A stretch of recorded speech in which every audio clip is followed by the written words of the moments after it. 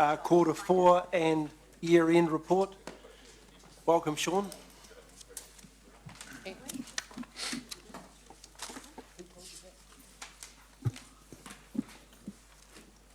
Wish to speak to the report, Sean? Yes, thank you, Mr. Chair. I only have a couple of very brief comments before taking the report as being read. As discussed at the last quarterly report review on Claudelands, the year didn't turn out as well as we had hoped at all, with less than budgeted revenue. We have been fortunate to have a bit of a last flurry in the final fourth quarter, which has been good for us, but certainly not good enough to address the shortfalls we had in quarters 2 and quarter 3. The quarter 4, or the period, however, was stronger, and it has led to the 1 millionth visitor coming to Claudelands. Actually went through the doors last week, probably around a month and a half, 2 months ahead of our plan. Looking forward, we have a very strong forward book, as you will read in the report. And so we're quite buoyed by the numbers. We've just had a week of, or 2 weeks of activity, which has been outstanding, which is one of those peaks that we like to see, but I would like to remind everyone that it's a very up and down business. So you have peaks, but you also have troughs, which is part of our ongoing challenge. But certainly what we're seeing so far in July and looking forward for the rest of the first quarter of the new year, the new financial year, is very good. So look, I'm happy to take any questions. Thank you. Councillor Forsyth. Yes, did the millionth visitor get a ticket parade or a trip somewhere or anything like that? Yeah, no trip to Fiji, but no, we basically they were welcomed on arrival at Ticket Check-in. We took a few promotional photos, and they were sort of greeted, got a bit of extra special treatment. It was at the Disney on Ice, so the family got to go out. For those of you who may have gone to the show, the family got to sort of go out on the ice in the cart. And so yes, there's a little bit of a fanfare, and we gave them a couple of wee gifts, but nothing too major. Fantastic. No, that's. I just want to say well done, and I always appreciate the work that not only you do, Sean, but staff members do down at that stadium venue. I mean, I've been there several times through all sorts of events, more recently with netball, and the support and the way staff go above and beyond duty is just terrific. So as a user of the venue, look, an outstanding service. Thank you. Dave, I've got a question from you. Thanks. Firstly, I'd like to agree with Councillor Forsyth's comments about the staff there. Microphone, Dave. I certainly think that, I have to get your trumpet, Gordon. Certainly think that that's true in respect to the way the staff work. They're excellent. But I'm looking at the table on page 84, Sean, and comparing the types or generators of the events and see how low the sports events are. And not one of the major selling point of the stadium part of Claudelands was its usability by sport. And I think these figures rather put the lie to that, or perhaps show it up as the worst performing aspect. Business events, exhibitions, performances, I don't know whether they were the expected level, but sport is definitely way below the expected level. And we arranged that stadium setup primarily for sport, including the sports floor that has to be put down at a very high expense to sports. I can recall getting a quote for using that several years ago before you were there. I'm sure it's somewhat similar. It was exceptionally high expense for a sport to use that facility because the sports floor had to be put down. You had to pay for that before you started hiring the place.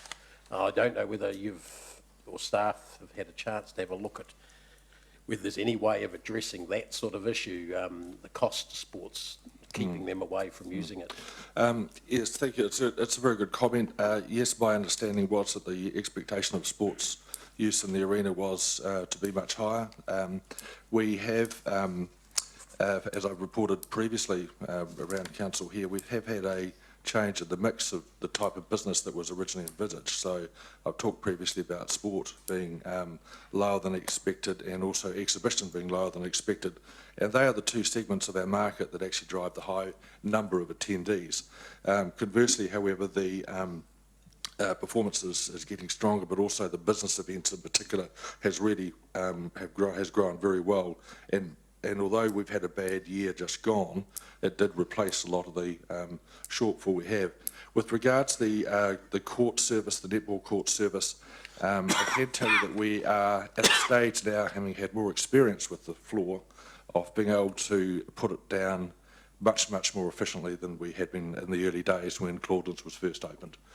So the team are pretty high precision now in terms of putting the floor down. So we are able to do it much more quickly and more cost effectively.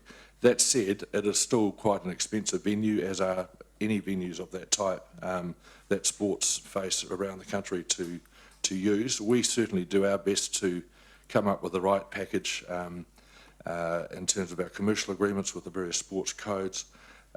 We are very close to netball, and we are very appreciative of their strong support, and you'll see that with the way the schedules go, I suspect over the next 12 months. But for some of the other slightly more commercial sports codes, such as basketball, it has been challenging in terms of the cost benefit, both to the team and also to ourselves.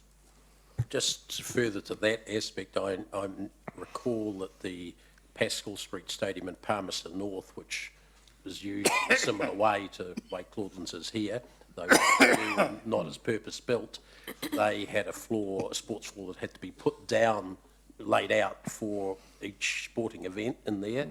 And they bit the bullet after some years and put a permanent sports floor down.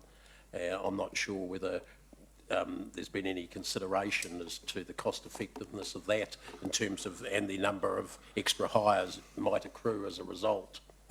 Look, I can't talk to the Palmerston North example, but the cost to have a floor down permanently and then protect the floor for other events would be enormous as well. We have a lot of events take place in the arena, the bulk of which in terms of number of events aren't public events.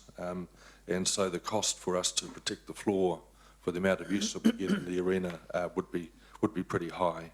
But I think that's part of what we do, and we do work pretty hard to see how we can make it as cost effective as we can. So essentially, it'd be fair to say that apart from netball, it's not used by sports really. Not to the degree that we would like.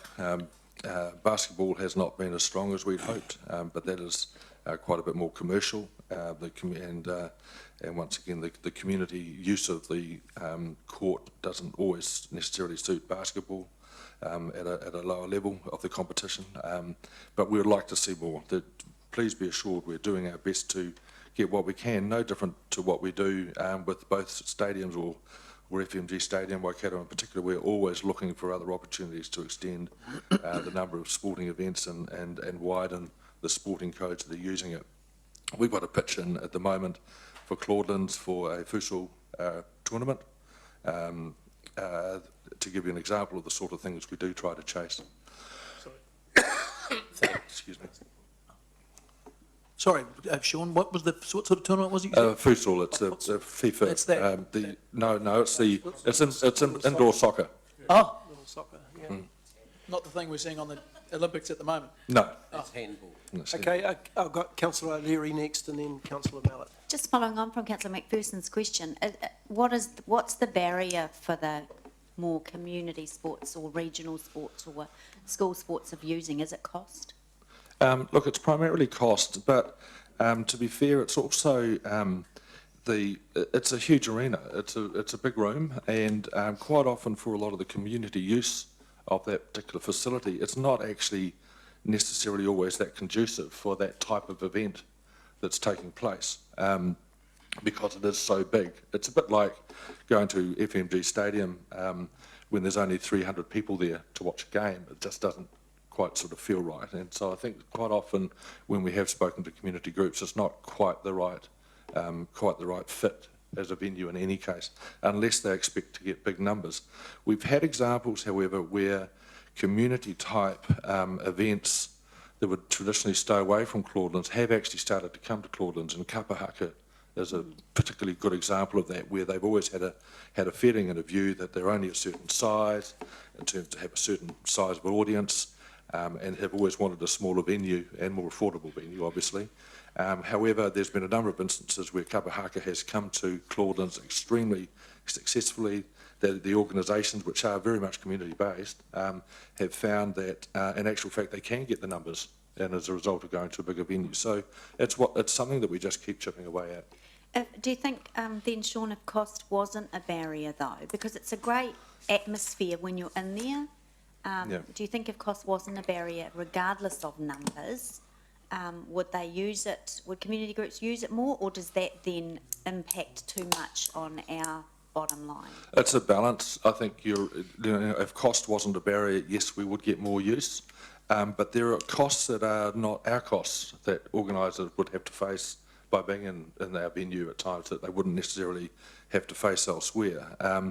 And we do have the challenge, yes, of conflict from time to time with other more commercial, full-paying client use of the arena. And you'd be surprised how many times we have to try and juggle some things around between netball, for example, from time to time, and other events that want to be on. So with greater community use, to be fair, one of our challenges and our balancing act will be, what do we want? What's more important to the community? What's more important to the venue? What's more important to the bottom line? And so forth. So we have to face those balancing acts all the time. Okay, just a couple of further questions. Just on page 89, you've got this is some results from the customer satisfaction survey. Yep. I'm concerned with the bottom four. First of all, how many people were surveyed?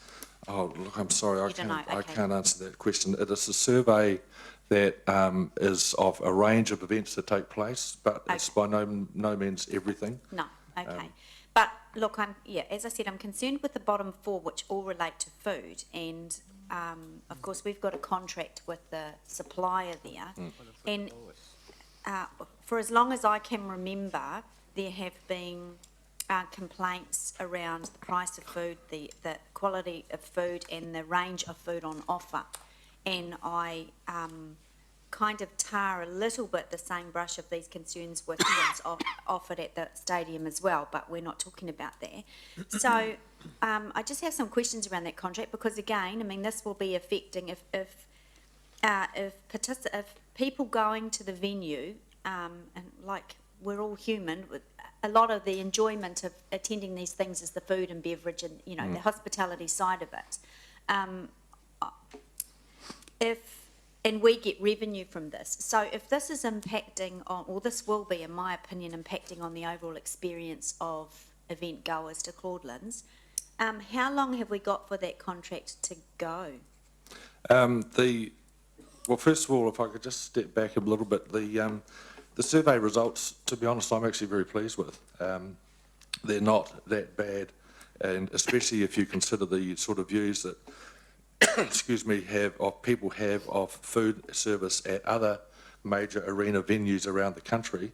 You know, what else do they experience? How does it compare to what we offer here at our venues? And with some benchmarking work that we have done, we actually rank quite well.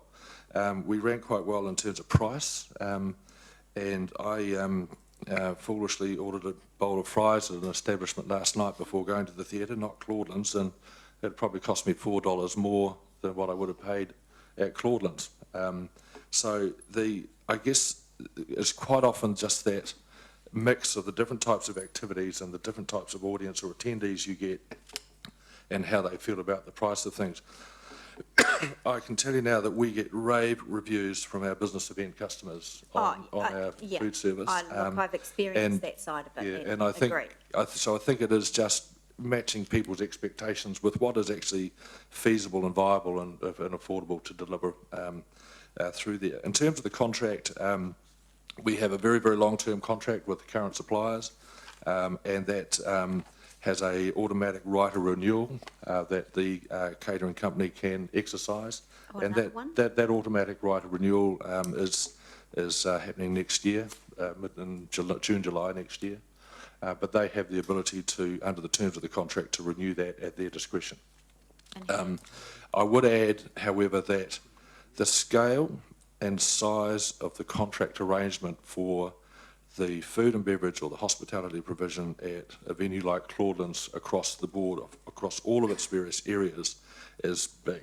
yeah, And we would always have to take a lot of care to ensure that if we were to consider an alternative or find ourselves in a position of assessing alternative options, that there is capability out there to do it. yeah, And look, I've, with all due respect, I've heard that argument many times, that, you know, pretty much in Hamilton, the only organisation that could possibly service the stadium in Claudelands is that particular contractor, but, you know, we're a growing city, we could attract Well- outside companies, but anyway. I agree with that, absolutely. yeah. There could, but we would have to look at that very But carefully. you've answered the question by saying that they've got a right of renewal on their Yeah. very, very long contract. Sorry, I'm sorry to interrupt, No, no, that's Councillor O'Leary, but we have done a benchmarking exercise, and it's Yeah. not that long a contract compared to contracts that exist elsewhere 25 around years? elsewhere around the country for these types of operations. All right. Just next question, just on page 90, the forward bookings you've got for the first quarter of this financial year, and then in 10, you've got a table there in 10.1 and then in 10.2. I know a lot of those are coming, have been booked because I've seen them being advertised, but do we have a conversion rate from, I know you talked about this some years ago. Yeah, look, what you see on that table at 10.1 are those confirmed bookings. Yeah. And so they are bookings that are locked and loaded. Now, admittedly, someone can choose to cancel, subject to our terms of trade, of course. However, if you go to the previous page, page 88, and look at table conversion rate, 8.1, sorry. this is where we've started to track our conversion rates. So basically, what we're saying here is that if anyone comes in with a request for a quotation, and we work through that quotation, the percentage figures that you see there indicate what we're actually converting into a hard sale as a result of that contact. Great. Okay, thank you. That's all the questions. I've got Councillor Mallet and then Deputy Mayor Chesterman. Thank you, Rob. Thanks, Sean. You Crook? Yeah, I was second cold this winter, I'm sorry. You're in Havelock North, have you? No, I just started, well, I had dinner with some people from Havelock North on Saturday, so. Red wine 7 days a week, mate. No. That's the way to sort it out. Okay, first of all, thank you. Look, you mentioned the netball thing. Just from a member of the public, I am aware that the netball structure's changed, hasn't it? It's no longer Trans-Tasman, it's a New Zealand-based thing. Does that start next year? Yes, it does, that's correct. So is that a positive or a negative impact in terms of games being played and things like that? Look, I think everyone will have a different view on it. We've obviously been talking to Netball New Zealand and also the local franchise. The exact details of what the change will be have not been made public at this stage, but we are quite comfortable and confident in terms of where that's going. It's surprising to me, to be honest, how positive a lot of the netball fraternity is about the potential change. Will, and this is something you won't know the answer to, so I'll ask you anyway. Will the public be as engrossed in a New Zealand-wide netball tournament versus the previous Trans-Tasman? Look, I'm not an It's gonna be expert. hard, I'm not an expert to say, but I think you might be surprised from what people are telling me. Now, I don't have enough knowledge myself to have a view, but I'm actually getting quite positive feedback. We had a meeting the other day with some people from netball, and they actually think it could be a good thing. Okay. On page 85, and you've signalled this all the way through, the revenue's down a bit, and some of your costs are down as a consequence of that. But the big item which gives us a better than budgeted deficit is the change in property costs. The depreciation. Depreciation, yeah. Correct. So the $825,000.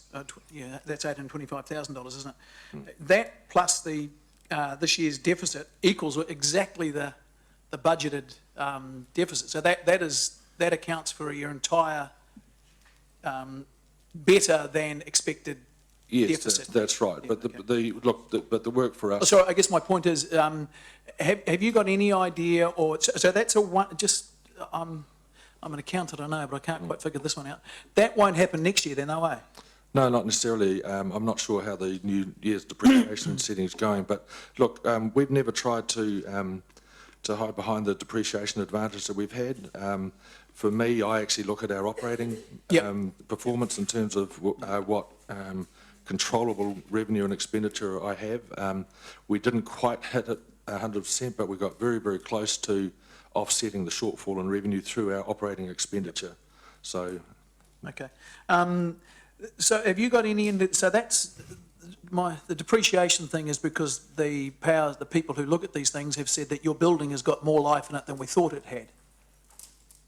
yes, I think Is that that was the right, case Rob? in case of last year's That's how budget. it works. That's now. correct. Yes, correct. Can I just add to that? I don't want to interrupt. That's an independent assessment, isn't it? Yes, It's that's an carried out independent cross valuation. council. Yeah, okay. So have you got, because we talk about, and Angela brought it up a bit, or her questions teased it out, that there's a lot of changing the building when different users go in there. I assume that is not a frictionless thing and that creates damage and carry on. Have you got any reports or have you got any expectation that there will be a major upgrade or maintenance needed to come? Well, we've foreshadowed that indications? with the asset management planning that we've done, that we've presented at the time of the LTP. It is mainly wear and tear at this stage. There's no and replacement of equipment. We get short of chairs every now and then, so we have to borrow them from schools and this room, believe it or not, sometimes. So there's always some equipment that gets upgraded through a bit of wear and tear. No really big hit items for a number of years though, and to be honest, I can't recall how far out that is, but we've got that all documented pretty clearly in our asset management plan. Okay. For the year we're in, so the new year, look, forgive me, I can't remember, I've probably seen it. What are we expecting? Have we got, can you remember the budgeted loss for, or sorry, the budgeted result for year into 2017? So the year we're currently in, we're just starting? Let me just look it up for you. Thank you. And while you're doing that, can you tell me what are the price of the Bowie tickets? I can't tell you, but I'm sure they'll be worth it. Bloody better be. You know it's not him, eh? Yeah. Oh, Gary, if they convince you it is. Okay, look, the budget that I have in front of me here now is sitting at a gross loss of 7.1 million. However, I would, and perhaps David might have a comment here, but I think there is still some work to be done on the depreciation figure. That's To correct. work that through. So what that depreciation comes in at, I'm not sure, but at this stage, the way it's factored in is looking at a 7.1 million loss. Okay, just to be clear, so the figure that at the moment on page 85, the figure that is 8,528 will be 7.1. Yes, but Okay, so that's an improvement. that's driven, and I have to say this, it is driven primarily by those uncontrollable costs that are out of our operating control, such as depreciation, interest expense, and so forth. Okay. And are you expecting revenue growth next year? Are you budgeting for revenue growth Yes, we have budgeted for revenue growth this year. for this year, the year we're in now? Okay. Yes, we have. Thanks, Sean. Deputy Mayor Chesterman, next speaker. Yes, thanks, Chair. Sean, you were talking about the long-term contract. So my question is it correct that the Claudelands catering contract with the right of the contractor to renew as of right, that this is balanced against the Waikato Stadium contract where the City Council holds the right to renew? And so does this create a natural tension between the two contracts, one with the contractor's right and the other with council's right for the sole contractor, because it's quite a unique position? So what's your sense of that? Look, if the tension's required, yes, it could create it, only if it's required. On the schedule for agenda items coming up, we will be bringing to you, this committee in September, a renewal proposal for the catering contract at FMG Stadium Waikato and Seddon Park. And so that's exactly that other contract that you are referring to. And we've been doing quite a lot of work that I alluded to earlier in terms of benchmarking our service and contract commercial arrangements with other stadia and other venues around the country to sort of help inform us in terms of our proposition with regards to renewal at FMG Stadium. Are you able to tell councillors what we get out of the catering each year? Is there a figure that you would be comfortable in giving us an indication of? Because there is a clip the ticket arrangement. No, look, I wouldn't want to discuss that in this open environment or the details of the contract. It's quite commercially sensitive. If in any of our contracts, if we were to go to tender again, public tender, that's the sort of information that we'd really rather be left behind the screens. But would it be a significant figure? Yes. Any further questions? Yes, that figure, whatever it is included in the revenue. It's part of the revenue from activities, isn't it? Yes, it is. Yeah. Correct.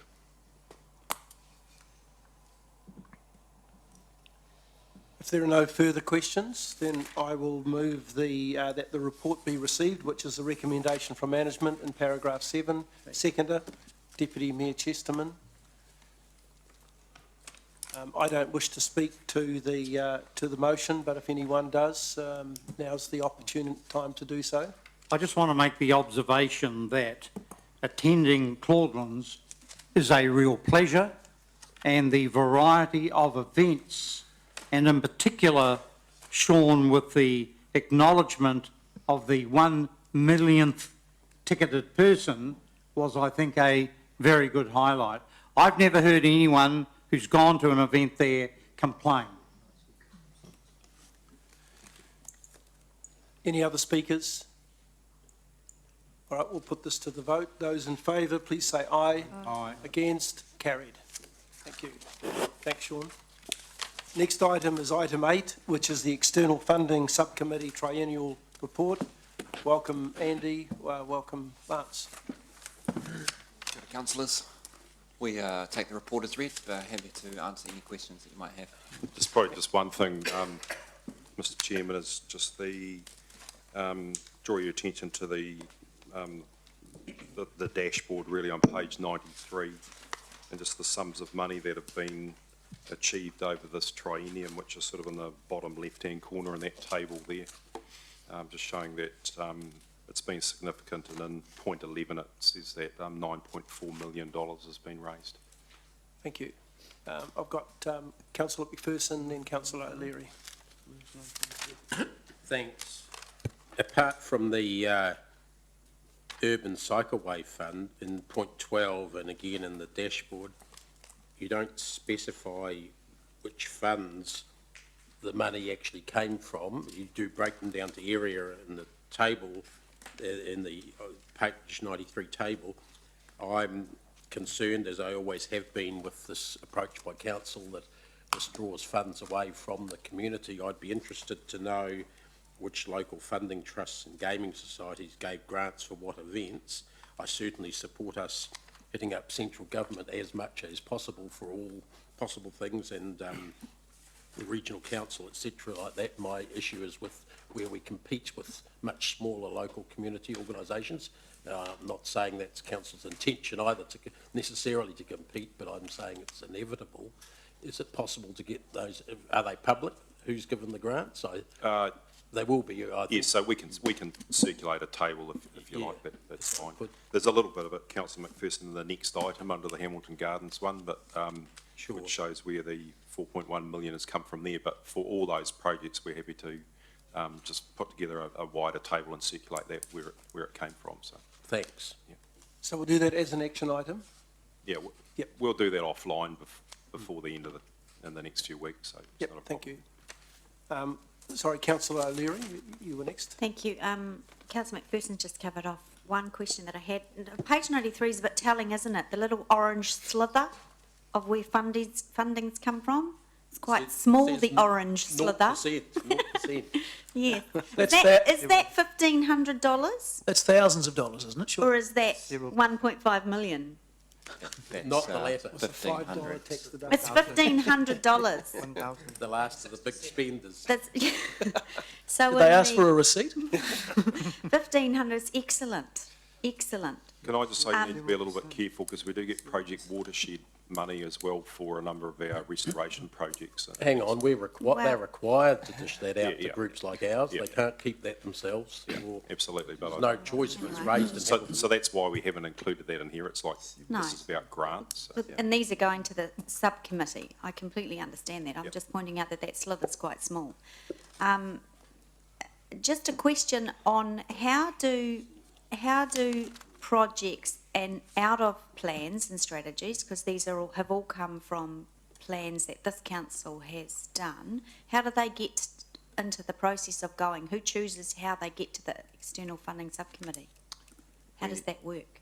Through you, Mr Chair, during the end of the calendar year process, we have workshopped with the External Funding Subcommittee the projects that are ready to apply for funding across the board, and then where there's need to be a decision as to both projects wanting to apply to the same one, that's where the subcommittee would exercise their right to say, actually, this is the priority project and that one needs to look elsewhere.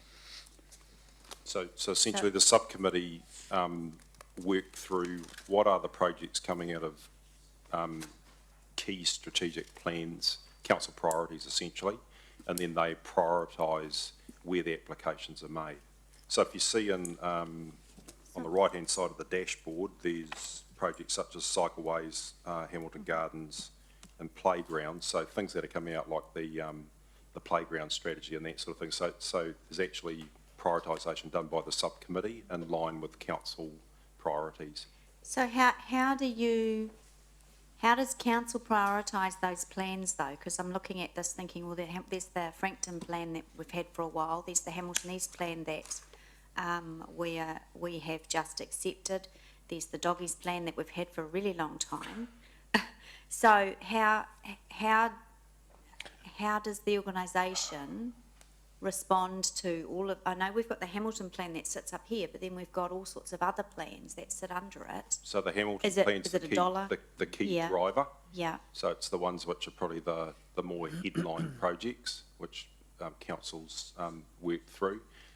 When you talk about the smaller plans that sit under the Hamilton plan, then look, some of those are like what we call business as usual type projects. Like the museum can apply to Trust Waikato for, you know, 5 or 10 grand for an exhibition or something like, or an initiative.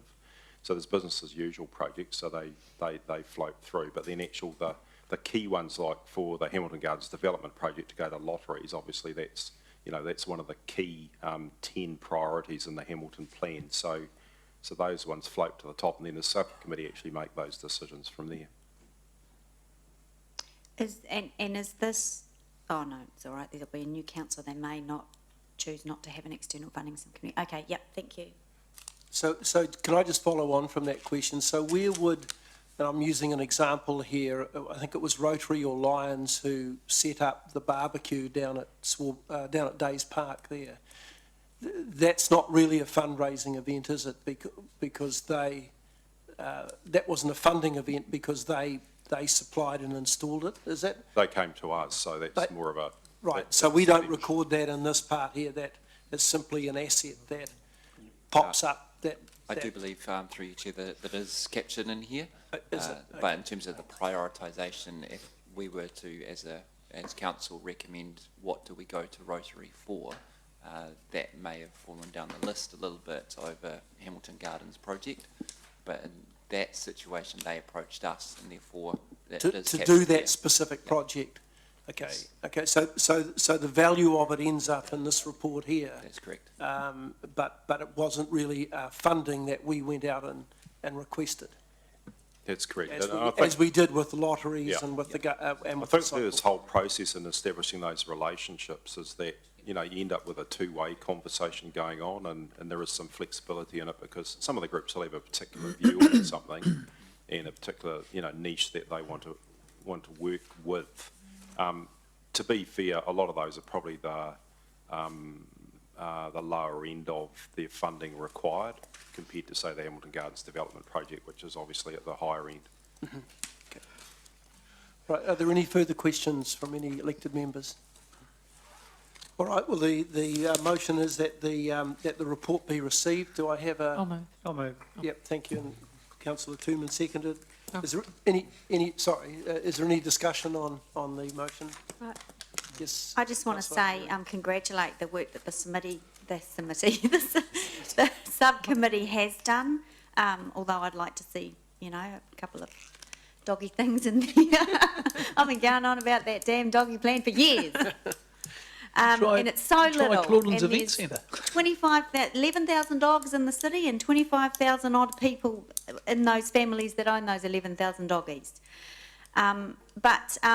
Look, I think in my time on council, I don't recall getting such a massive, this is nearly $10 million over 3 years of external funding, and I think that should be acknowledged. That's a significant amount, and I agree.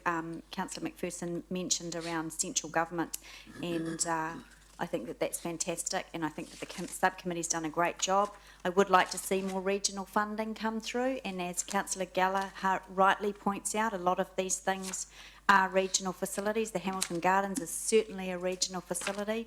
Cycleways, the bike plan is going to be used by all sorts of people from all over the place. So, the next council has got some serious work to do to get the region to recognise that, and recognise that by putting their hands in their pockets, I think.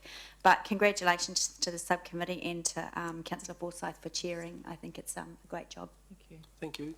Councillor Dave. Thanks. I agree with Councillor O'Leary in relation to her comments on the regional funds. I think that it's derisory amount that's come from there, but I don't necessarily want to blame them because I'm not sure what we've applied to for apart from that. But certainly it raises a whole lot of questions, and when we're looking at that regional fund that the Mayoral Leadership Forum is looking at, that's something we should start to factor in this committee, or it's whatever it morphs into in future, should be looking at tying those two together possibly. I may even agree with Councillor O'Leary on her doggies. I'm not sure about that yet, but possibly 11,000 of them, they've got to have some influence in the election. But where I disagree with the thrust of this committee is us competing with the community, small community organisations for low-level grants. Well, I'm talking about low-level grants from the sorts of places that a school may apply for a $5,000 grant for bike racks for its kids, or a sporting organisation for uniforms for its junior under 9A representative side being sent away to Tauranga and things like that. And in the gaming societies area, and to a certain extent in the local funding trusts area, we have put ourselves in competition, and we're better placed to compete than many of those community organisations, ethnic organisations and low-level community sporting organisations are, and I think it's really unfortunate. We've got full-time staff that prepare these applications. We put a lot more resource into getting the money. We're able to, and our attitude so far seems to be, well, why wouldn't we? It helps the ratepayers, but I don't think it helps the ratepayers and residents that are out there in the community really struggling to keep some of their groups going. I've had a lot of experience in that area, and I don't know of any grant that's specifically been, not given because council's got a grant, but overall the cumulative effect of council applying for, putting in good applications and receiving that money means there is less given to the community. And for instance, a gaming society, they actually measure how much they put back into each local body area. So they will include in Hamilton the amount that's been given to Hamilton City Council groups.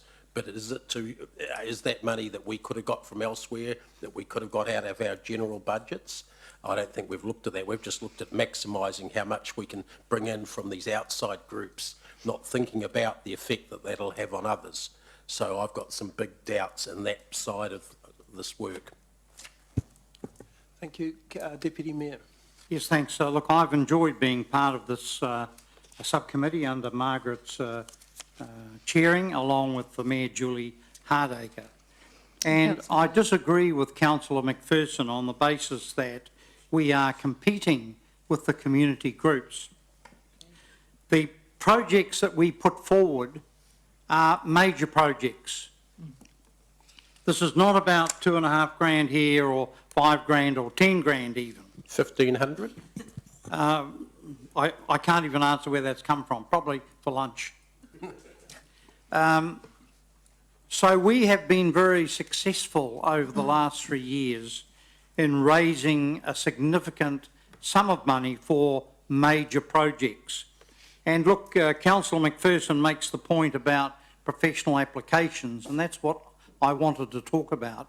Our staff do a fantastic job on bringing together professional applications, because the challenge of getting money from major trusts, from organisations like the Lotteries Grants Board, where they have a major project situation, even from Well Trust, the D.V. Bryant Trust, Community Waikato, all of those give grants at what might be called the lower level to the community organisations.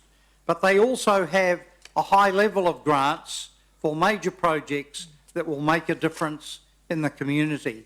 And so, look, I've been pleased to be on this committee for 3 years and seeing the success that has been achieved. And I would hope that the new council, the new mayor, considers keeping the external funding subcommittee in, because it's coordinated all of the applications by council, whereas in past years, each of the council units has gone off and raised money. But in fact, when you look at the success we've had with the gardens, fundraising an amount of money 2 years ahead of time, that is of benefit to the entire community. And likewise, private funding for the destination playgrounds and some of the other projects that contribute to life in the city. Thank you. Any further Martin? Yes, I certainly think the role of the External Funding Subcommittee definitely must be considered with respect, not by the Mayor, because it's going to be Council next time that determines committees, not the Mayor, the Council. But I think this has performed a very good role in compliment to Margaret, her chairing of that. And I think I want to take the opportunity of actually particularly zeroing in on the staff team. And I think one of the good things that has come from this particular approach is it's been a whole of council approach. And I think historically we tripped up on sort of external applications, external funding that were made by one wing of council, but another wing of council wasn't necessarily aware of that. So it's a kind of now one-stop shop approach, which I think is actually quite sensible. And I do actually agree with the Deputy Mayor that this has been targeting, if you like, some of the big, the big projects. I'm not sure if the river plan is in this, or is that another bucket, in terms of, because obviously we're starting to get some traction in terms of external funding for the river plan. Is that a separate, or is that included in this? That's one of the next priorities. Right, yeah. So all I'm saying is we've got some, we've obviously got some things on the go which I think are good. And I think obviously to be across, particularly central government, lotteries and all of those are important. Very good point that's been made, I think, by Councillor McPherson around the regional facilities and regional funding. And I think it's not to do just with the regional council, it's about having a fairer and equitable way of some sort of regional facilities fund. And the velodrome is quite an interesting one because, for a cup of latte, we get to contribute to what is a very worthy, now, let's look back, and it was regional council that coordinated that particular venture. It's a very worthy thing. But that means, as I've said, not wanting to go off topic, that just as we want contributions, dare I say it, to regional facilities like the gardens, particularly the new Performing Arts Centre or Founders Redo, whatever, the other side of that is we look at what funding should we assist with things like Our Beach, the Raglan Surf Life Saving Club, Lake Karapiro, things that Hamiltonians use as well. So I think that's a sort of, if you like, a parallel discussion that we need to continue to pursue. But there's no doubt that this sort of one-stop shop approach about coordinating our applications for funding and actually going out there, and I think we should also be very grateful to, Trust Waikato Well Energy and the private philanthropic people. And, you look at the gardens as but one example of ordinary individual citizens and family trusts being exceptionally generous. And I think the thing that I think we've also done this term probably better is that we've actually expressed our gratitude, because that's very important that people dip into their pockets personally and family trusts do that. We acknowledge those as true good heroes, good citizens of our city. So I would say to, particularly to the chair and the committee, but very importantly to staff, job well done. Thank you, councillor. Any further speakers? Councillor King. Yeah, I think the targeted rate for Hamilton Gardens was dropped on this council as one of their first decisions when we first got together, and it's certainly a decision that I regret agreeing to put a rate on top of everybody, on top of the 3.8%, which...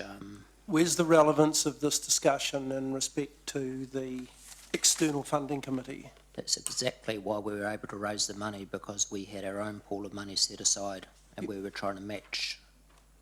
For the External Funding Committee? I don't think so. I think we're looking here at the External Funding Committee. My understanding is that we, with our targeted rate at the time, who was the GM? The targeted rate was for the gardens? That's right. Yeah. And then we went out we used that pool, like that promise that we were putting in so much money, to then ask central government, lotteries and the likes to match or to put in $2 for one, because we had already put up a percentage in the first place.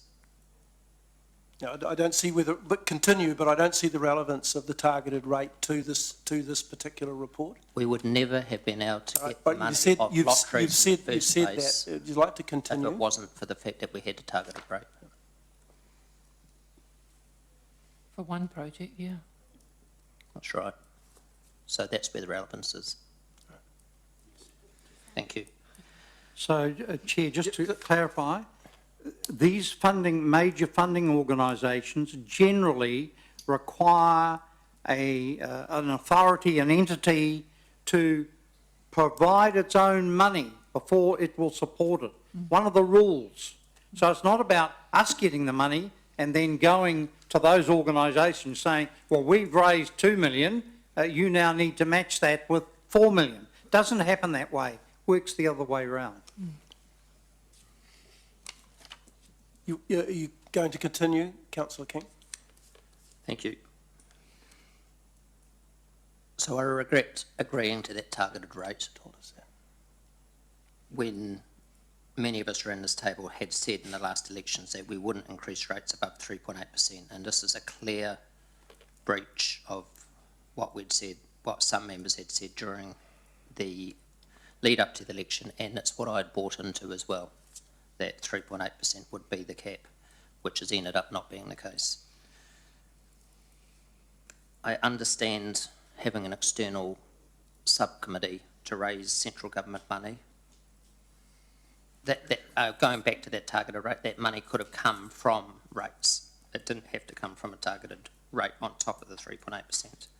So I do understand going to central government for the $6.4 million.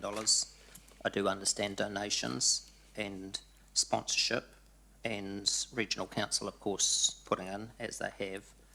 But as Dave's pointed out, with local funding trusts, I agree with Dave, this is taking money from, that is in circulation in Hamilton to go to smaller groups. And us coming in with run by volunteers, most of them with no full-time staff, and we're coming in with the best applications that could possibly come from people who are earning probably between $50,000 and $70,000 a year, full-time, putting in reports, putting in funding applications. But where I'm leading to is the next next level, which is in the blue, the gaming societies. And I'm just thinking during this discussion and during this report of the conflict that we have by applying for gaming money. We set the rules around the gaming machines. We decide how it's going to work. We authorise the machines. And interestingly, in the last couple of years, we've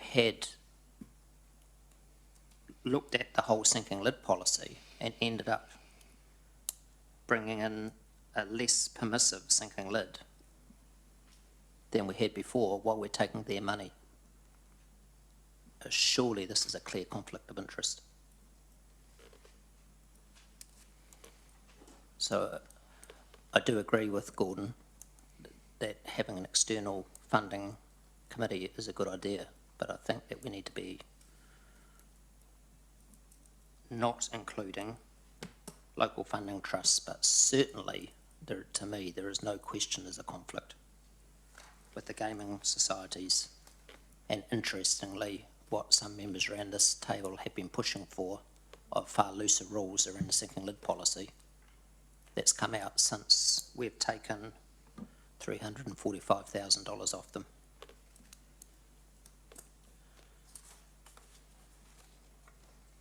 Any further speakers? Councillor Forsyth, yes. Yeah, thank you. And I could ask a question of staff, because I'm not sure of the answer, and going by the tone of the debate. Have we received grants of 5,000 from the community? There are. I'm not talking about the museum, because that's kind of a business as usual type. We generally apply for the larger funds that the trusts have, like Trust Waikato and Well Energy Trust, which are, quite often significant capital project funds or community facility funds. And there's a whole bunch of different types of funds with different criteria. So we generally go for the biggies because they've got the big lumps of money. Some of the smaller projects, like the bat walks at the Waikato Museum down on the river, we'll apply for, I think, about $5,000 in the Andy or something like that, and that provides, an opportunity for Hamiltonians to go and actually interact with those bats down on the river and that sort of thing.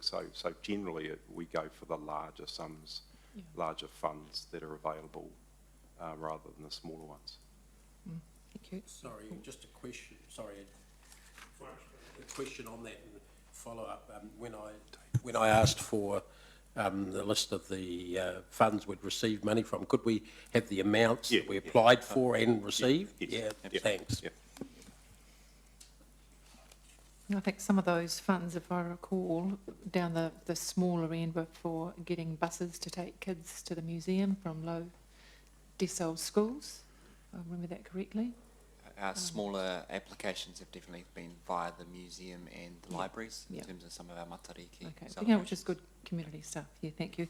Look, I think that that it's important to understand the difference and important to understand the scope of the External Funding Committee and not only what we've achieved, but what the direction we've travelled and why, and where we've sought funding and where we've sought money. And look, I think we've tried to be strategic. We've tried to match like with like, and in fact, at one function, it was kind of a promotional function to philanthropics and potential sponsors. We had an evening where we presented all of the things that council was up to, all the projects that we were up to. And it was really good because it gave the likes of Rotary and Well and Trust Waikato, as I said, and private citizens as well, philanthropic people the opportunity to see what the city was about, see the projects on the go, and help them decide where they wanted to. If there was any project that excited them, they approached us and said, look, we're really excited about your playground plan or your river plan. We'd be really keen to support council in those projects. So the staff have been absolutely outstanding. It's been a great little team, and I'm really proud of the way that that team has worked, and really appreciate just the way you've gone about your jobs, above and beyond the call of duty again, and I've seen that several times. So it's not only going out and telling the community what we're about and asking the financial sector about what it is that they see as important, or what it is that they would like to line up with as far as council is concerned. But it's also, I think, one of the most important things. It's been about the relationships that we've created, and it's those relationships that have been really the cement, the glue that's helped us get these projects and the funding for these projects over the line. So it's people like Lucy and Anastasia Hobbs, and it's people like Helen and Andy and Lance, Peter, that are out there engaging with funders, with the community every day of the week. And that's what gets this project over the line. It's not necessarily about filling out forms to the best, it's about those relationships. And long may they continue. It's terrific. I never dreamt that we would raise over $9 million. Look, we're ahead of our target around the time frames that we thought we would raise this money. So it's a great success story. I don't think we're competing with other smaller groups that, as Councillor McPherson has talked about, sports groups and sports teams and school uniforms. That's not the area we're operating in. We're talking about significant funding for significant projects. And get this, it's not about council projects. It's not about council roads or council pipes. This is about significant infrastructure that it's important to our community. This is about playgrounds. This is about the gardens. This is about the river plan. It's about the biking plan. You know, there's another aspect too, the biking plan. There was money to be had, and we had to act quickly. And thank goodness we had a biking plan on the go. Thank goodness we had an external funding team that could react to a source of funding that we had like a 2-week window to act in. So it's not all about getting out and shoulder tapping and promoting. Sometimes you've just got to be nimble and you've got to be ready when the money comes, because sometimes it's at short notice. But thank you very much to staff, and thank you to those council members that support the External Funding Subcommittee. I think it's been a great tool to raise significant funding, and I hope that it does continue in the future. Thanks. Thanks, Councillor Forsyth. Any other speakers? Is Hamilton Environment Trust give money, is it represented here at all? Through you, Mr Chair, yes, the Vibrant Hamilton Trust is one of the local funding trusts, so that's in the green part of the dashboard. So who are they allowed to give to? Their terms of reference talks about supporting projects that are endorsed by council strategies and subcommittee. So the External Funding Subcommittee is the avenue in which the Vibrant Hamilton Trust receives applications currently. So they can only give to council projects? Or they only give to council projects? Council aligned projects, yeah, so direction of council. So it's our money anyway?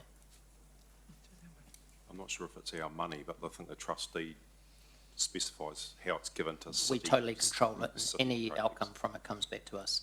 Any, No, the trust control where the money goes, and so it can go to someone else, not the council? trustees make those decisions. So does any money go to anyone else apart from council? Not currently, no.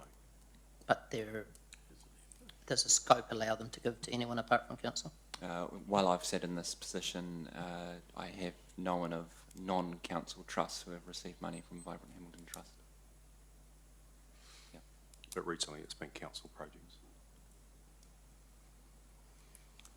It'd be really interesting to have a breakdown of where the money came from, because what percentage of that 23% would have come from our own trust?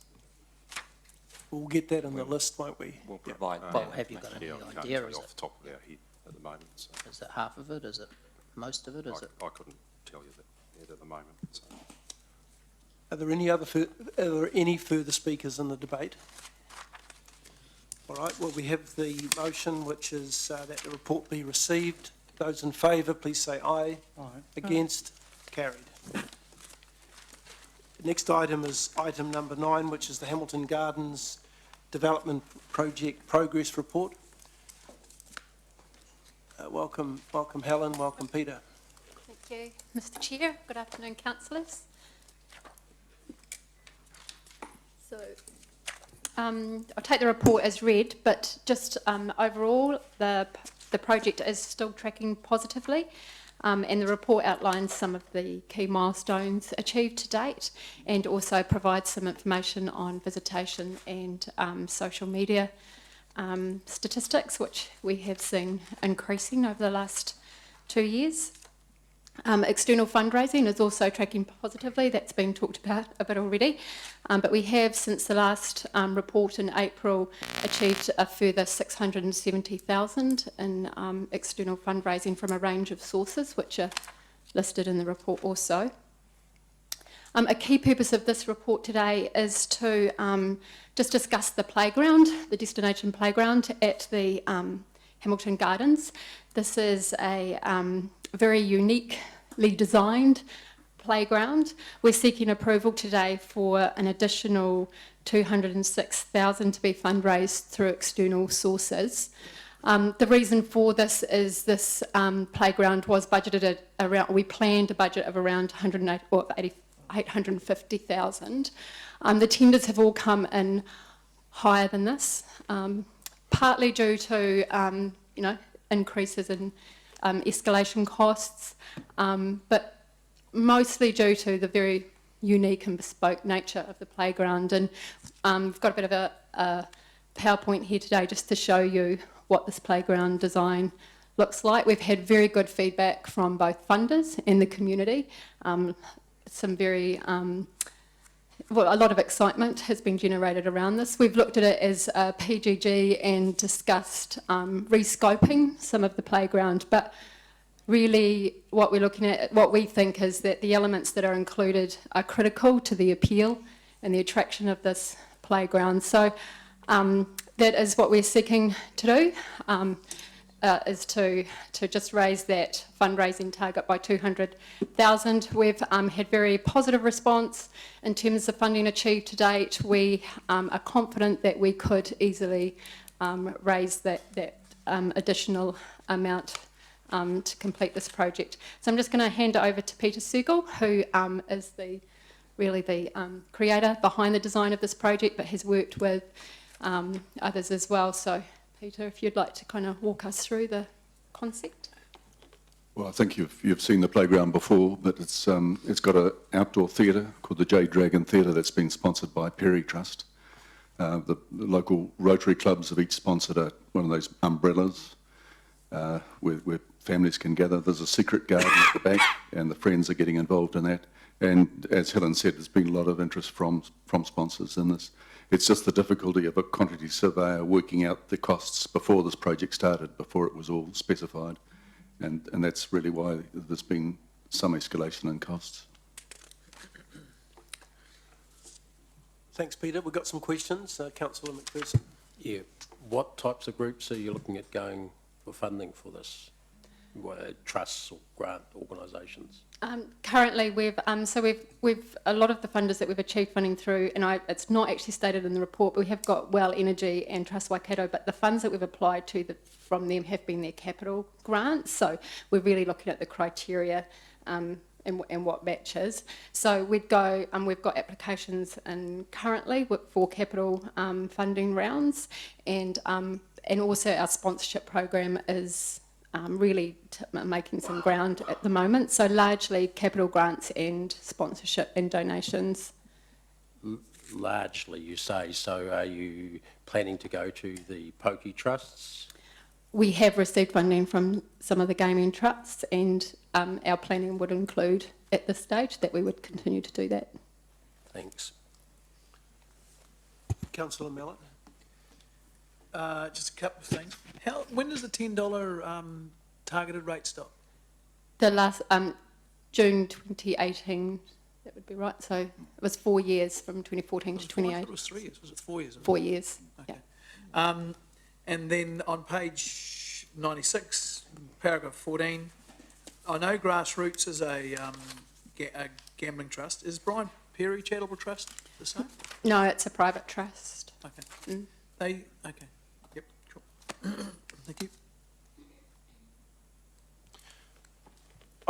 Question, is it, we talked earlier in the meeting, and you may not have been here then, about, buoyancy in the market and that being one of the reasons why some of the earlier estimates around costs. Is that the feeling you're getting around this, that it was originally budgeted for at 850, and the fact that it's come in at another 206,000 is strongly a result of the fact that the market has moved in terms of pricing since the original estimates were put together? There is a little bit of that, and we are noticing that, like anyone in the who's involved in construction would be. We're managing in terms of the overall project to do some value management around that. So, it's quite a broad project, so we're able to kind of be a bit flexible around around other parts of the project. I think with the playground, the QS was done quite early on in the project. The detailed design, has occurred, and it's one of those projects that we just really don't want to compromise on if possible. And that was my next question, Yeah. of course, is obviously you can compromise on Yeah. it, but you presumably don't want to take away that point of difference or that uniqueness that otherwise exists in other parts of the gardens. That's right. is In that terms of part the feedback that we've had, it is a really exciting opportunity for the gardens. We haven't had a great playground at the gardens in the past, and so it just provides that real family-focused element at the same quality as the other gardens. Okay, thank you. Other questions? Councillor Toomer? Just looking at attachment 1, which is on page 98, I'm just wondering whether we've got the right numbers there. Now, I know where the counters are when you go into the enclosure, and it says we're averaging 434 a month, and yet there's 39,000 odd vehicles going down there, which according to me is only 1.1 persons per vehicle. It seems to me that we might be missing a lot of visitors to the garden on the counters. Yeah. So we've broken it into 3 parts there. Yeah.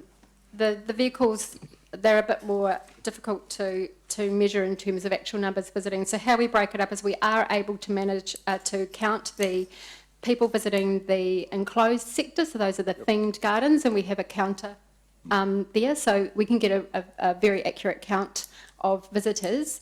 But there's the wider element of the garden. So we have a lot of people come down to the gardens, including myself, for recreational use, picnics, walking, a lot of recreational activity. But we can't count those people with a counter, so we use the vehicle count to estimate numbers of visitors in use of the gardens. But we like to give the accurate figures of the themed gardens as well as the estimates around use. So a lot of people are just coming down there and using the car park without going any further. Or walking through the gardens, yeah. Thank you. Any further questions? Yes, Councillor King. I'm going to show my ignorance here. Sorry, but why are you coming to us to ask for permission to fundraise? Because we've always talked about the project cost being at 7 million, just over 7 million, and we've put that out in all our public documentation. I think we have an accountability back to the public in terms of what we've communicated to them around the project costs. So we just wanted to, it to be council to be aware that we'll be communicating a different project amount, and really just to seek approval for, going ahead with that. So, Chair, one of the other issues that some groups require citing of a council resolution. And I guess that's okay. Can I also say, because we've also told our funders what our project amount is, total cost, so we want to, so we'll now go back to them and inform them about this change, and so we want to be able to say to them too that this has come through council, and so then, yeah. So it's, so, I mean, obviously, the next obvious question would be, why don't you go to the external funding subcommittee and get some of their money, or to Vibrant Hamilton Trust, or what, but, yeah, so what it's about is showing. Yep, transparency, as Lance said, yeah. So if somebody came to the external funding subcommittee and offered money, they could just take it, but if somebody comes to you, you would refer it back through the external funding subcommittee. Is that how? Sorry.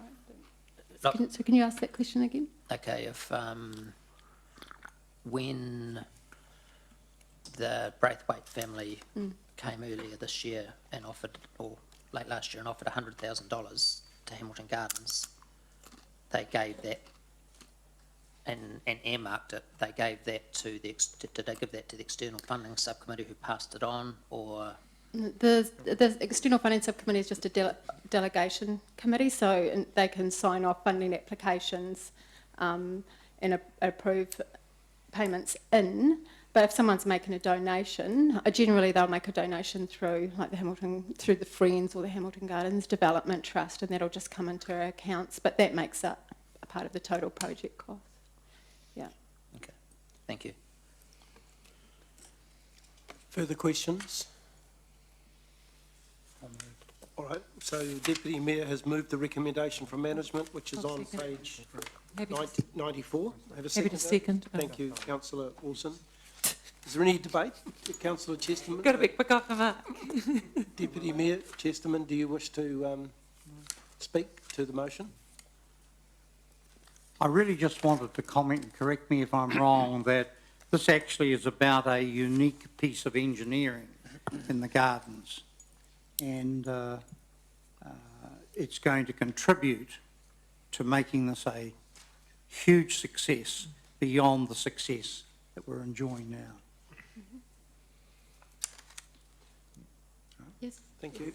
Any other speakers? Councillor Dave. Thanks. Look, I think this will be a fantastic project.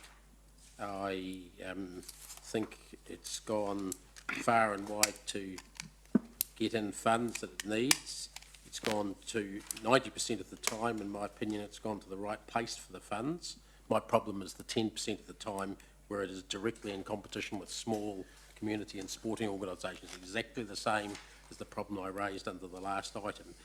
And I take your point about the things like the Lottery Significance Project Fund, Trust by Caddo's capital funds. I wouldn't disagree with that. I think it's appropriate to go to that sort of place, to that sort of fund, I should say. My problem is two examples here: the Grassroots Trust and the Well Energy Trust. The grants that have been got there are, I'm sorry for those people that aren't familiar with the process of applying for trust. They are directly in competition with the organisations raising money for kids' sports teams, for volunteer expenses, for holiday program events for young kids and so forth around the place. That is exactly the same place that they go. So my problem is that I support the thrust of this. I don't support 100% where you're looking at going for funds or where you've been for funds in 100% of the cases. I think that you're making it harder for the community, and I don't think it's necessary, because I think the range of funding that you've got coming in there, especially those private trusts, shows that there's really good connections and really good support from those with funds in the community for this sort of thing. I don't think it's necessary to compete with the Norton Rugby Club who are going in for uniforms for 6 teams you know, when we're applying to grassroots trusts, say, for example, or something like that. And I think it's a real pity that most councillors who haven't had experience in that sort of area are actually thinking that this is legitimate, this is an okay thing to do. It's not okay if you're sitting in the shoes of one of those voluntary organisations. It makes it harder, and there's been clear pressure on those groups over funding in recent years. And I think you all need to look at that sort of situation. What's appropriate, what's not appropriate. And I think most of this is entirely appropriate. The project is entirely appropriate, but the competition, where it happens with small voluntary sector community organisations, is not appropriate for the council. And so can I just clarify something, and I take your point on the Grassroots Trust, and I'm sorry I didn't clarify this in the report. The Well Energy Trust funding that's in there is for their major capital grant round, and there is a separate round, and yeah, so apologies, that wasn't clear. So the grassroots one, though, is one, I take your point it's a general one, thanks. Any others, Councillor Gallagher? Yeah, I hear what the previous speaker, Councillor, my good friend, has said. I also want to take the opportunity, however, to underscore the very deep gratitude. If I look at the list on page 96, and I look at the Braithwaite family, the Screech family, Freemasons, the Brian Perry Charitable Trust, well, obviously, Lottery, well, and a number of others. And I do hear what Dave says. The other thing which I like about this, it's been, talks about charging entry fees and all this. We talk of the Hamilton Gardens, but this is also the great public park. This is the great public good. This is the great means by which families, irrespective of their income circumstances, have access to this wonderful facility. And I love this destination playground because this is all about, like the lake and other parts around the city, this is all about public enjoyment of a great public facility. And again, obviously, hats off to the staff, all of you collectively, for the wonderful work that's been done here. Thank you, Councillor. Further speakers? Just briefly, I really want to endorse what Councillor Gallagher has just said, and ask councillors to support this. It really is comes down to what I think is important in our community, and that's having a free and easily accessible space for kids, for parents, for grandparents. It's for every person from every walk of life in the community, for those kids that are in sports teams, for those people that are looking to do something else and might apply through grassroots. I mean, I think you can look at it on the other side of the coin too.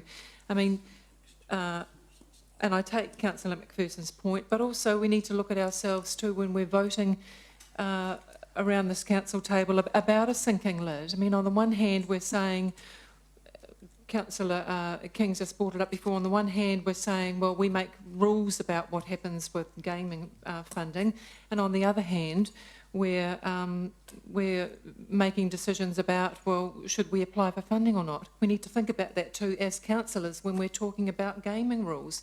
On the one hand, we're saying, well, no, we don't want any more gaming machines, we don't want any more gaming funding, but on the other hand, we're going out to, we're saying, well, gee whiz, it's difficult to get funding. Well, it is when you keep looking at taking away the funding. That's one aspect or one way of looking at it. So I think that's just kind of a little bit of an opposite opinion to, or an added opinion to what Councillor McPherson is saying. I think at the end of the day, this garden, Hamilton Garden, and the garden theme to this playground is going to be unique. It is bespoke. It is going to be something that's special and peculiar to Hamilton and the Hamilton Gardens, and it puts the Hamilton Gardens on the map. It puts Hamilton on the map. It provides, as I said, an opportunity for families to be active together, to get out there and enjoy what Hamilton has to offer. So I'm hoping that councillors will support this little bit of extra money that we're seeking, because it will really, it means that we'll be able to deliver what we think that this garden deserves. We'll be able to deliver what we think Hamilton deserves and the families within it. So really hope that you put your hand up to do that. Thanks. Mr Chair, I have an amendment to make. Might get on the table now if that's all right with you. And it's an amendment to point B, and it's simply to insert some words, 4 words after the word external sources, then comma, other than gambling trusts, comma. Isn't that a policy decision? I'll second that. No, it's not a policy decision. It's other than a policy for the specific circumstance. I wasn't even going to speak to it because I think the point's been made as to why that would go in there. But So we treat this as a separate amendment because we've already got the motion. yeah, correct. on the That's what I'm table, saying is an amendment. Yeah, okay. Yeah. All right. Okay, there's no real need to debate this because it's quite clear, isn't it, in terms of the discussion that we've had? I'm just wondering if they can be put up on the board. Sorry, Mr Chair, there would need to be someone else who moves it, because Councillor McPherson's already spoken in the debate. Oh, okay. Excuse me, Yeah, I'll move it. I have a question. Okay, do I have a second? Can a seconder be someone who hasn't spoken? Oh. Okay, so Councillor King is moving. Exactly those words, Councillor King? Yeah. Yeah. And do Can we have see it on the board, please? No, we can't. Or can someone read it out? Just typing it now. Other than gaming. No, I just need to double check that. While we're having it on the board, can I ask a question about that amendment? Yes. You're looking at that is $206,306. That is to exclude the application to gaming trust, right? Or the rest of the amount, $646,842. Sorry, it relates to the extra 206,000, or Okay. is it 206, whatever it is, not to what's already happened. Okay, that means the additional one. So Yes. Can it be so done it's- like that? It's in, The gaming, we did have plans to apply to some gaming Yeah. trusts. It does make it harder that the gaming trusts So you have expressed interest. They have, they have said it So meets you their can- criteria. So You can apply $400,000 through the gaming trust, but not that 200,000, right? Is that what it means in the There's- amendment? with this, so 206,000 is the additional. Yeah. There's another 600 and 46. yeah to raise for the rest of the project. sorry, Mr Chair, Sorry. it relates exactly to the same point that is already in point B, which is that point B is only talking about the The extra money. 206,000. Correct, and it relates just to that. So the intent is that it would exclude any of that 206 coming from funding from gambling Yeah. trusts. Yes. Yep. So I'm looking at questions here. Yeah, my question. My question is, does this amendment restrict it totally to the Hamilton Gardens, or are the mover and seconder of the amendment seeking this as a broad policy on any area, for example, Well, Fountain Theatre? point of order, look, I think it's No, I've clear just asked in a the wording question. up there. I've asked a question, you can answer it. I think it's very clear in the wording up there, it relates to the 206,000 being sought for the Hamilton Gardens, full stop. So why would you restrict it to one project, and there are other projects such as Founders Theatre? Because as you pointed out, Deputy Mayor, before, as you pointed out, that would become a policy issue, and your point would be quite correct then. But in this case, it relates to specific circumstances, it's not a policy issue. It's only a one-off. It relates to not taking gambling money for a children's playground, Gordon. Deputy Mayor. Okay, so we've got a mover for this, but no seconder, and the seconder has to be somebody who hasn't already spoken in a debate. So do we have a seconder? I'm happy to, I may vote You- against you it, have but I'm already happy to... spoken. No, sorry, I've spoken, of Yes, course. you have yes. spoken. Can't even So do we have a have to stay seconder? on the fence, councillor. no seconder? So the amendment fails as a result of not having a seconder. We now go back to the original motion, and we have a mover and seconder for that. So I'm going to put that to the vote. Those in favour, please say aye. Aye. Against? No. Councillor McPherson dissenting. So the motion is carried. So we now move on to item 11, which is the municipal, which is the municipal endowment lease and freeholding of 92 Clyde Street. Thanks, Nicholas. Thank you, Mr Chairman. I'm happy to take the report as read and answer any questions if there are any. Okay, any questions on this freeholding of the municipal lease? Do I have a mover? Sorry, I just have a question? Yep. It just seemed to me, given the, this is item 11, right? This is item 11, yes. Yep. Okay. It just seemed to me, given the debate around affordable housing, that to get a section for $220,000 is a very good deal. That's just an observation. Okay. It's not such a good deal because it's locked up on a long-term lease.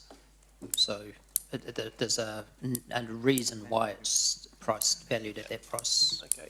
Deputy Mayor. All right, so we have no further questions. I'm prepared to move. Sorry, I need to respond. I have owned leasehold land, Councillor King, and this is about the freeholding. So the lease has no relevance to the freeholding. It's just like any section you might own. So I didn't understand the point that you were It does making. have a real effect on the value. Yeah. Okay, let's It's just locked keep, up on a long-term let's lease. just keep to the report. The recommendation from management, I have moved. Do I have a seconder, please? Councillor Mallett. Does anyone wish to debate? I have a question, if I may. Okay, yes. Just simply in relation to that little spat there, just before, what is the value, the annual value of the lease? The annual rental is 12,980. Sorry, 12,600. And the period remaining? It's a perpetual lease. And what's the review time for the period for the lease value? Is it 10? Sorry, just bear with me a moment. I have got that information. Just my chart here. What I don't have is my glasses. So I have to adjust my optical range. Want to use mine? No, I find it's the next renewal is not till 2032, so it's got a long time to run. So is it sort of a 25-year lease back? They're 21-year leases. 21. Yeah. Okay, so is there any discussion or debate on this item? Those in favour, please say aye. Against? Carried. Thank you. Item 13 are the open minutes of the meeting held on the 14th of July, 2016. You've missed it. 12. Oh, sorry, I'm sorry, 12. Thank you for that. Item 12, which is recommended dates for the reports to the Finance Committee. Councillor Mallett has moved. Do I have a seconder? Councillor Tooman. Any discussion or debate? Those in favour, please say aye. Against? Carried. Item 13 are the open minutes, the meeting 14th of July. I'm happy to move those as a true and correct record. Do I have a seconder? No, can I? You have a question? So you're on item 13? Sorry? You're on item 13? Yes, I am. Yes. We're on item 13. On page 119, item 10,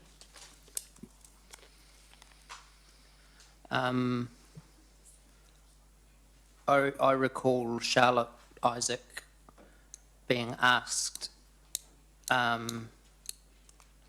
pointing out that they sold art on commission at One Victoria Trust, and a member around the table specifically asked them what commission they charged, and she specifically said 20%. That's not recorded in these minutes. And it had a lot of relevance because it referred back to the item beforehand where this chamber had voted down the 20% commission, and people around the table said if that had been said before, it may have changed their decision. Isn't this about, Chair, the annual report, not about Yes, a question asked Yes, it from the was, floor? but I can't recall that comment being made, but I'm happy that we will investigate that and bring that back as a point to record in the next minutes. So I think that if we can defer this item until we're happy with those minutes, please. I'm not sure whether that is, unless the rest of the meeting feels so, whether that is a relevant point to include in the minutes.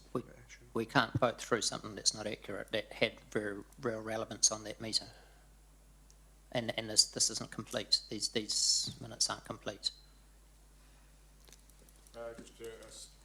Just to assist, Mr. Chairman, I asked the question and the answer was 20%, so Councillor King is correct. Okay.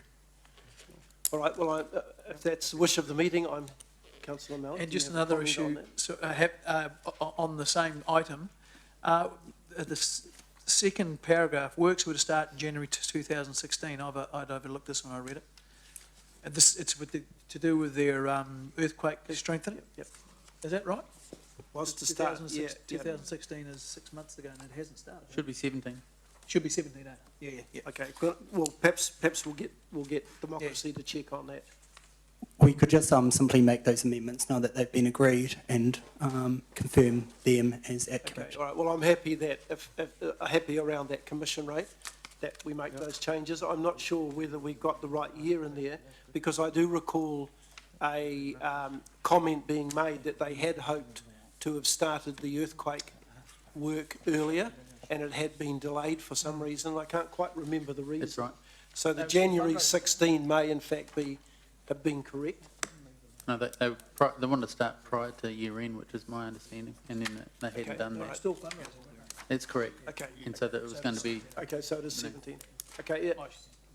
So democracy, you're happy that we can change those? Okay. So what will you record? You will record the question being asked as to the commission rate and what the answer was. Okay. The chairman of the trust advised that they were selling at 20% commission. Is that satisfactory, Councillor King, to... Andrew? Is that satisfactory, the changes to the minutes, which will record the question asked and the response given around the commission rate? Yeah, so they'll go back and look at that, listen to that and put it... No, they will actually... No, we're agreeing that it's right. We're agreeing that what you're saying is accurate. Okay, Yeah. all right. Yeah, I'm happy with that. And that January 16 is changed to January 17, which is further down in paragraph 2. All right, well, subject to those changes in Excuse me. paragraph 10. Just a point of order or point of process. Now that we're aware of that information and it's been recorded in the minutes, during this process, while we're voting through these minutes as accurate, are we allowed to re-put that motion from last time that got voted down? Could I have a ruling on that from democracy or from the chair? And if so, why?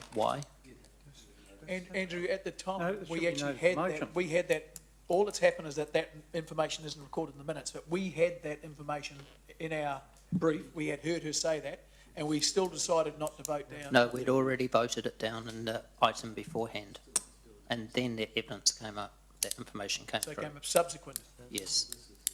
So the vote had happened immediately before. So I'm just asking, as a point of process, is there any reason why I can't put that motion again now? Notice of motion. Yeah, we would have, yeah.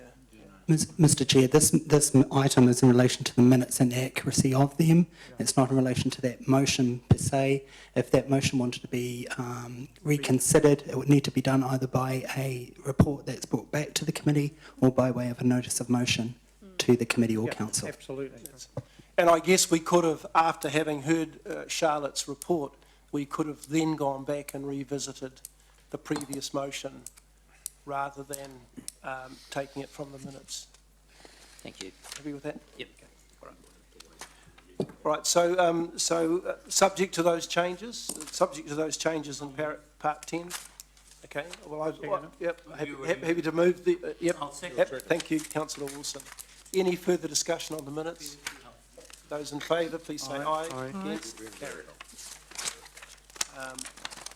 Next item is the Action list. action list, which is page 128.